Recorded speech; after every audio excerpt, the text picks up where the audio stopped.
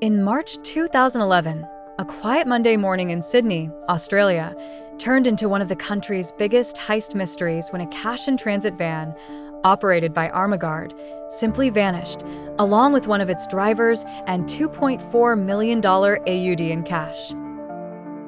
The suspect? A trusted employee who had worked with armored trucks for years. The 58-year-old suspect, Stephen Leon Mildenhall, had no prior criminal record and was considered reliable by his employer.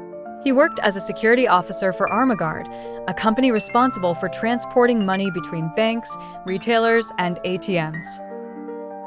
On the morning of March 7, 2011, Mildenhall was scheduled to perform a standard pickup and drop-off run around Sydney's western suburbs with another guard. After a scheduled stop, the other guards stepped out of the truck to service an ATM, and that's when Mildenhall drove off alone, taking the armored van and $2.4 million in cash with him.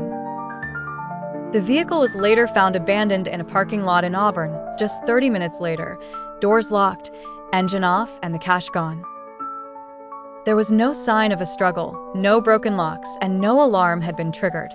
Security footage showed Mildenhall calmly parking the van and walking away, carrying what looked like 2 large duffel bags. Authorities were stunned.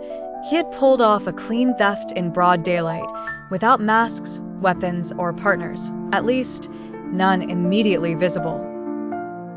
A national manhunt began. Police raided his home and interviewed his family, but Mildenhall was nowhere to be found. He had vanished without using bank cards, phones, or any traceable technology.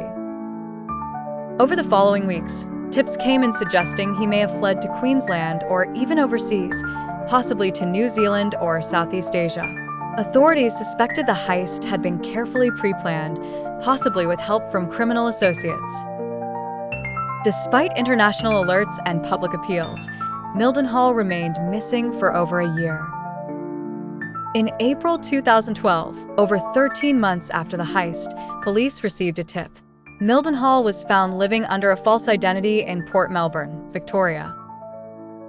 He was arrested and later pleaded guilty to stealing the cash, but here's the twist. Only around $100,000 was ever recovered. The rest, over $2.3 million AUD, was never found. To this day, Mildenhall has never revealed what happened to the rest of the money, claiming he spent most of it. Authorities believe others may have helped hide or launder it, but no one else was ever charged.